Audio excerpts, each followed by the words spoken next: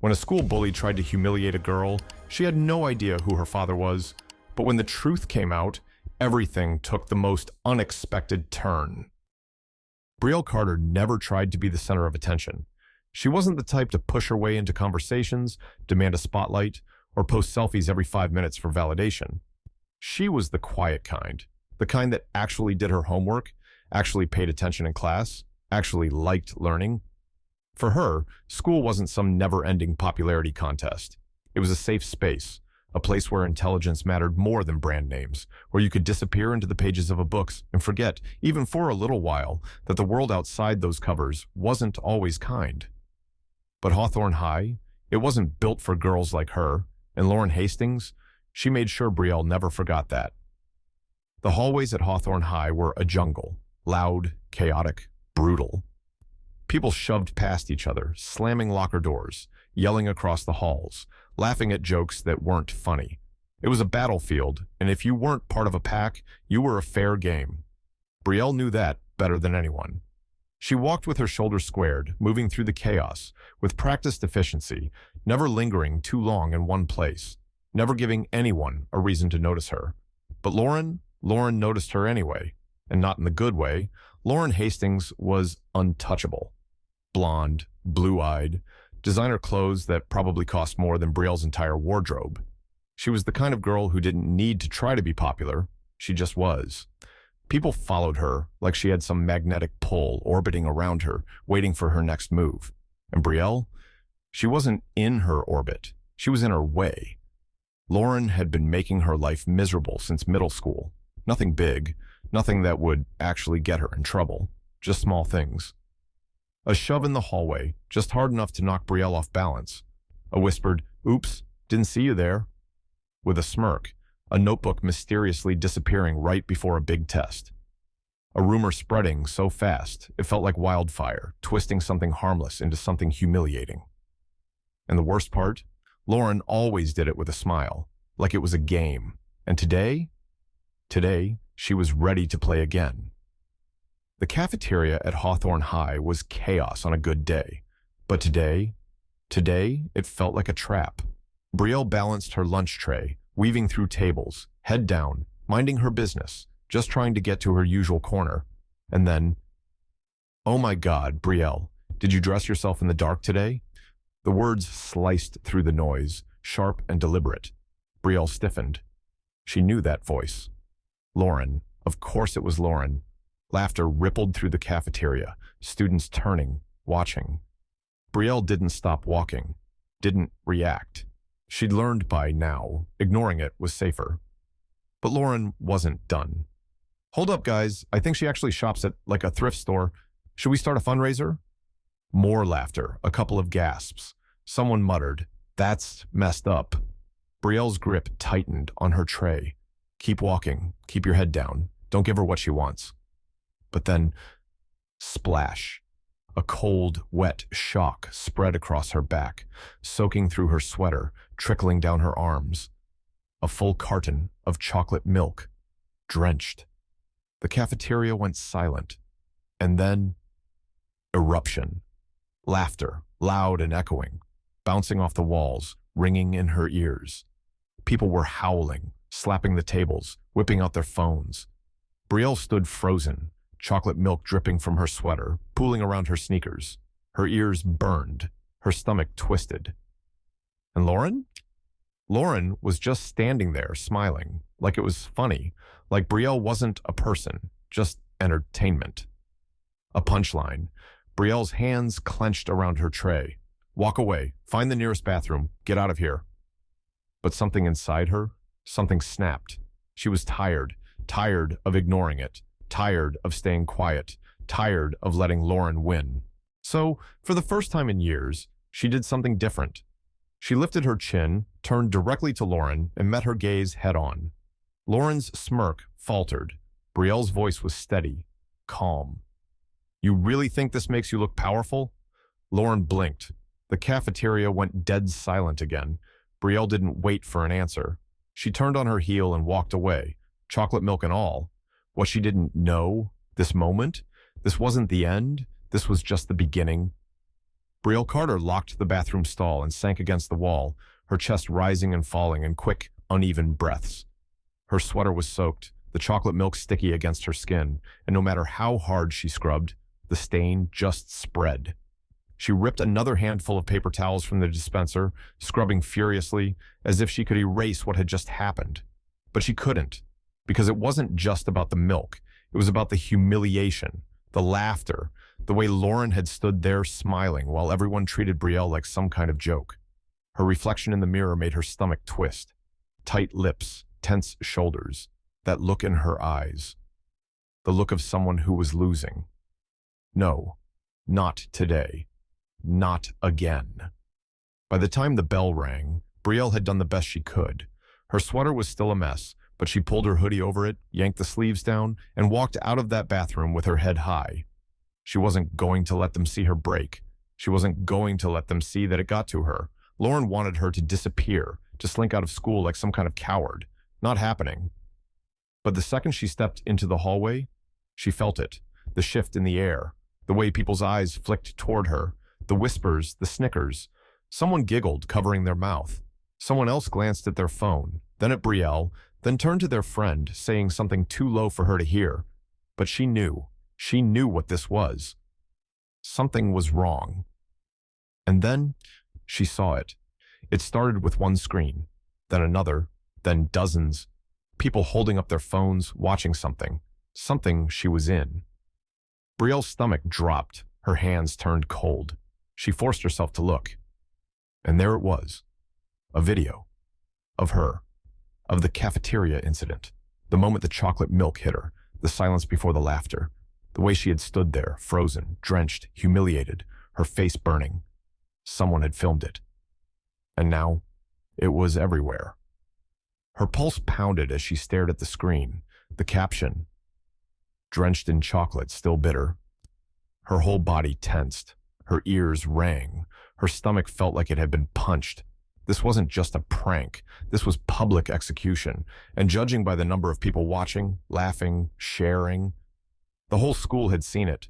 Brielle's legs felt heavy as she moved through the hallway, her hoodie pulled tight around her. She kept her head down, pretending she didn't hear them. The whispers, the laughter, the clicks of phones taking screenshots, sharing them, spreading the video even further. She made it to class, somehow. She sank into her seat, her hands curling into fists on her desk. Humiliation, anger, and worst of all, alone. She felt completely, utterly alone. Because what was she supposed to do? Complain? Tell a teacher? Tell her dad? Like that would change anything. No one cared when Lauren pushed her in the hallways. No one cared when Lauren spread rumors. No one cared when Lauren humiliated her in front of the whole school. Why would they care now? Her jaw tightened. She could feel herself spiraling, the heat in her chest rising. The overwhelming rage and frustration. And then, a hand on her desk. Brielle flinched, looking up, and froze. It was Mr. Carter, her teacher, her father, and judging by the look on his face, this was about to go very, very badly for someone. The room went silent. Mr. Carter's eyes scanned the classroom, his expression unreadable. But Brielle knew him, and she could see it, the tension in his shoulders, the way his jaw was set, the way he exhaled slowly, like he was holding something back. She'd only seen that look a handful of times in her life, and every single time, it meant someone was about to regret their choices. Mr. Carter slid a phone onto Brielle's desk. His phone. She looked down. And there it was, the video, playing again and again and again. Brielle swallowed hard. Her father had seen it, all of it. Mr. Carter's voice was low, controlled. "Come with me, Brielle." Brielle's chest tightened. For the first time all day, she didn't know what to feel. Relief? Dread? A mix of both? Her chair scraped against the floor as she stood. The class was dead silent as she followed him out. She could feel every eye on her. The tension in the air was thick. No one spoke. No one even breathed. And as the door clicked shut behind her, she knew. She just knew. This wasn't over. This was just the beginning. Mr. Carter stood at the front of the classroom, his usual calm and collected demeanor replaced by something dangerous. Not loud, not aggressive, but controlled, like a storm rolling in, waiting. His hands were clasped together on his desk, his expression unreadable, but Brielle knew him, and she knew that look. It wasn't just anger, it was disappointment, and that was worse. Brielle swallowed hard, her stomach twisting. Her father wasn't just any teacher, he was the principal, and while most kids would have used that to their advantage, Brielle never had. She never wanted to be the girl who ran to her dad every time things got hard. She wanted to handle things on her own, but this was bigger than her. The second the lunch bell rang, Mr. Carter finally spoke. "Brielle, my office, now." A heavy silence settled over the room. Every single person froze. Brielle felt her face heat. Eyes were on her, watching, waiting. She hesitated for half a second before grabbing her bag and following him out. The hallway felt endless. Every step, she could hear whispers behind her, some hushed, some not so hushed. "Oh, snap, she's in trouble now. Did you see his face? Man, if that was my dad, I'd be running the other way." She kept her head down, but the second they reached the principal's office, Mr. Carter stopped, turned around, and locked eyes with her. And that's when she saw it. Not just anger, pain. He was hurt, and for some reason, that made it so much worse. His voice was quiet but firm. "Why didn't you tell me?" Brielle's throat tightened. She exhaled sharply, crossing her arms. "Because you're my dad. You're the principal. If I tell you, it just makes everything worse." Mr. Carter's jaw tightened. He didn't argue. He didn't yell. Instead, he turned, grabbed his phone off his desk, and in one smooth motion, he pulled up the viral video. Brielle's breath hitched. Her face was right there, frozen mid-humiliation, drenched, the caption blinking up at her like a taunt. "Drenched in chocolate, still bitter." Her chest tightened. He'd seen it, all of it. And that's when the door slammed open. Lauren Hastings waltzed in, like she owned the place, like she belonged there. Her blonde ponytail swung as she plopped into the chair across from Mr. Carter's desk, completely unbothered. She was smirking. Smirking, Brielle's fingernails dug into her palms. "Oh my God, are we really doing this?" Lauren scoffed, flipping her hair over her shoulder. She crossed her legs like she was bored out of her mind. "Like, seriously, she's just being dramatic. It's not that deep." Brielle's blood boiled. She turned to her father, waiting for him to snap, but instead, he leaned forward, rested his elbows on his desk. And when he spoke, his voice was calm, too calm. "Lauren," her name rolled off his tongue slowly. Lauren's smirk faltered, just for half a second. Then it was back. Mr. Carter tilted his head. "You're right," Lauren blinked. "Wait, what?" "It's not that deep," he nodded. "You just publicly humiliated another student, spread a viral video mocking her, and created an environment where she doesn't feel safe. But yeah, you're totally right. It's not that deep." Lauren shifted in her seat. For the first time, she looked uneasy. She opened her mouth, closed it, then forced a casual shrug. "Okay, chill. I didn't, mean for it to go viral." Mr. Carter just nodded. "That's interesting." He picked up a file from his desk. "Because I just had a meeting with the school board about online harassment. And do you know what the policy says about cyberbullying?" Lauren's smirk disappeared completely. Silence. Her fingers twitched against the armrest. 3-day suspension. Lauren's mouth dropped open. "Wait, what? You can't do that?" Mr. Carter leaned back, completely unbothered. "Oh, I absolutely can, and I just did." Lauren's face flushed red. She turned to Brielle, then back to Mr. Carter, scrambling for words. "You're only doing this because she's your daughter. That's so unfair." Brielle laughed. Actually, laughed out loud. "You think this is unfair? Wow, I'd love to see what you think fair looks like."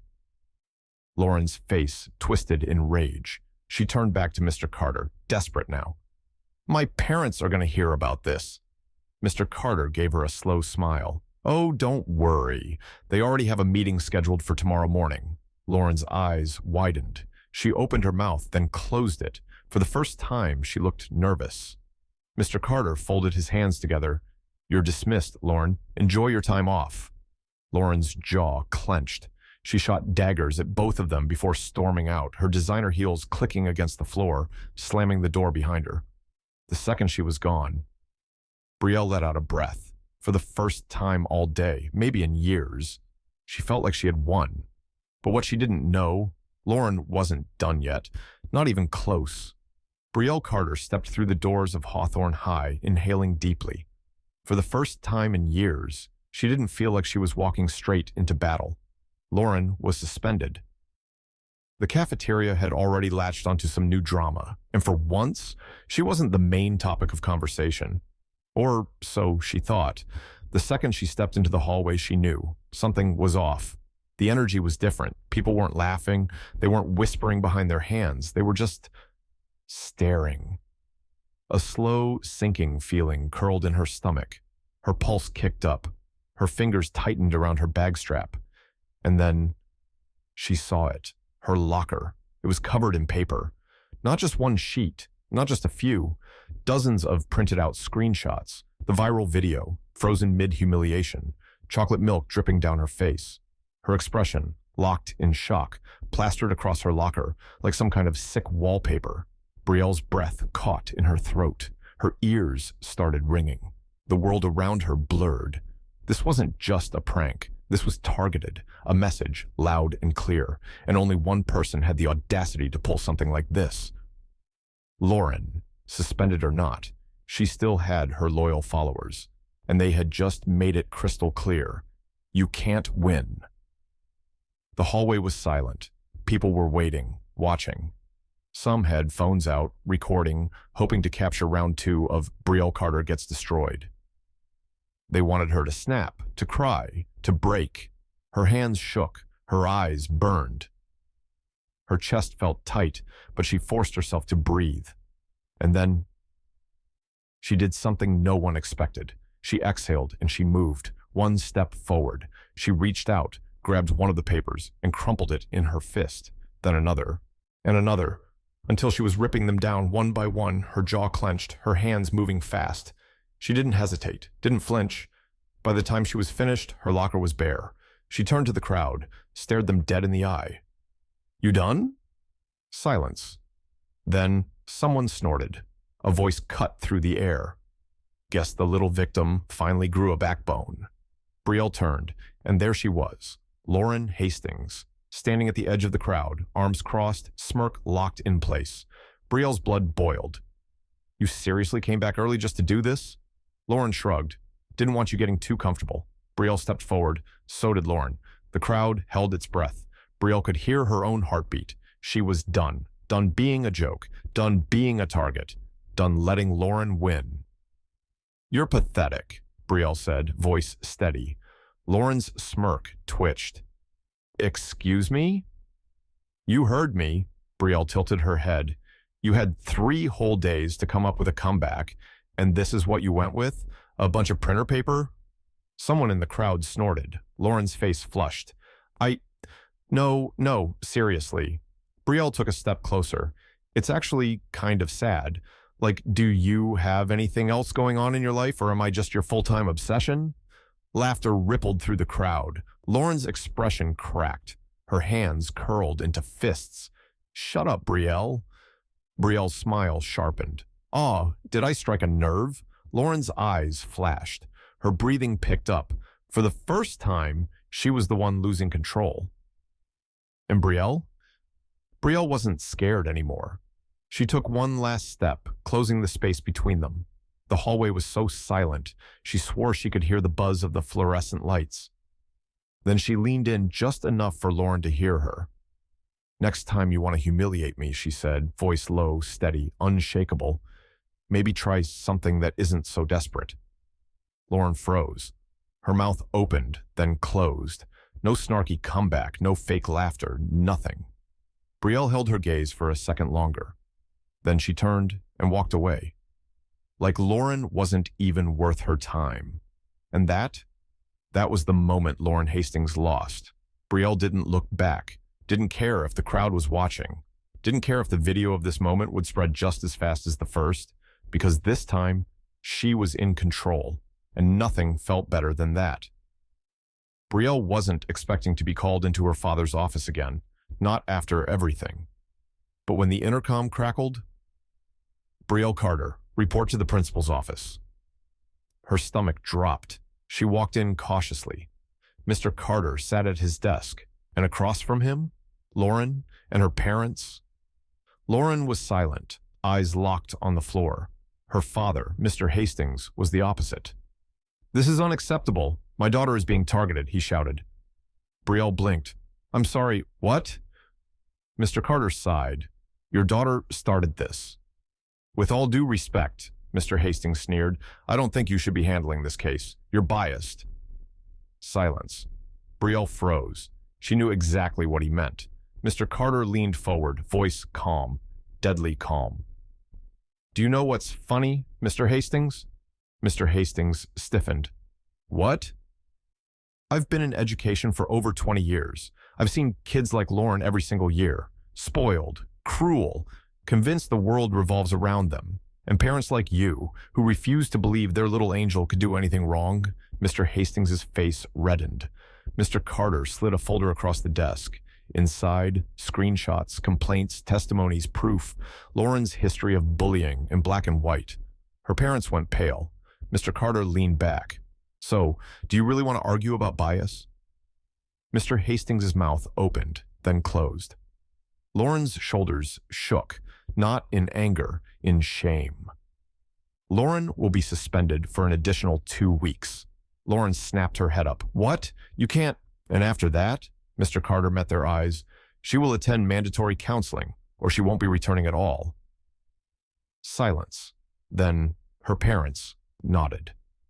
Lauren still wouldn't look at Brielle. And Brielle, for the first time in years, she felt free. She walked out without looking back. This was what winning felt like.